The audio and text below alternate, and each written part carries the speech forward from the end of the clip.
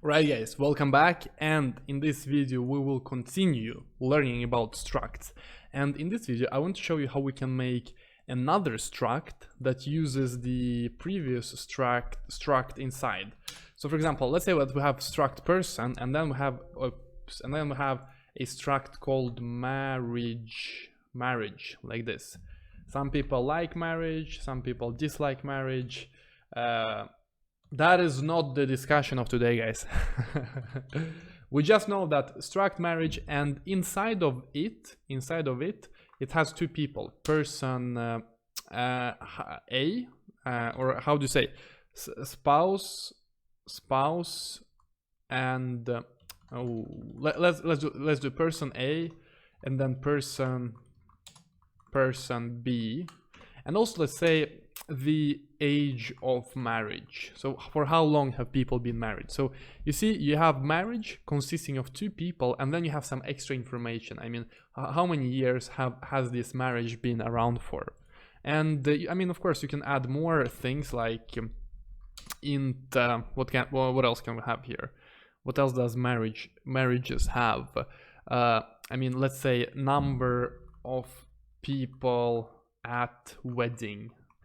I don't know, maybe in some database you have this, but basically we create a new data type called marriage. It has two people, it has information about how many years people have been married, and also how many people came to their wedding, okay? And so let's say we have Ivan, Alex, and Julia, and let's now make some marriages here. So we have marriage.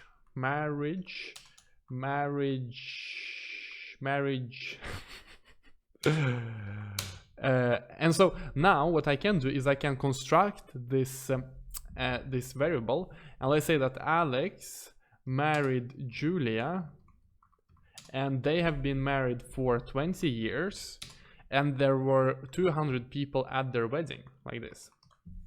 And let's say that we can have a new function, print marriage info with marriage, like this. Yeah, let's in here we can do some crazy things. So we can have let's start with the name. So we have m.person_a.name, like this, married, and then you have m.person_b.name. So let's try this. So we will skip all the other printouts, and we will only print this information about the marriage.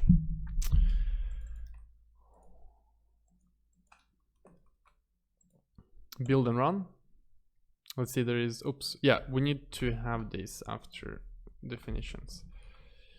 Build and run. Yeah, and you see here, Alex married Julia, because we have a marriage going on here. Alex is person A and Julia is person B, and then you have age of marriage 20. So let's write like this.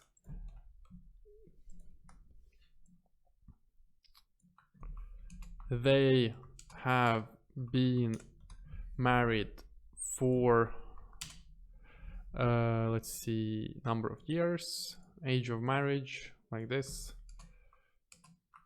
number of years. And finally what you can have is the following, that number of people at wedding. You can have people visited their wedding. Let's do like this. Good.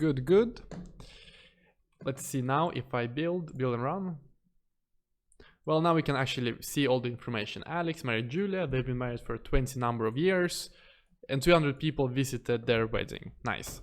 So we get all the information about the marriage. Cool.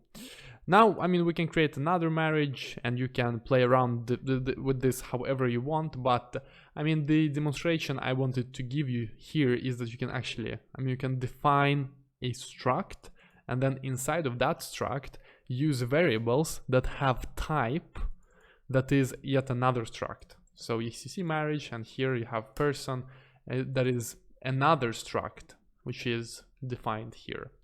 And of course you can then create another struct that uses marriage maybe, and you can basically nest structs in this fashion. So guys, I hope you enjoyed. I'll see you in the next video.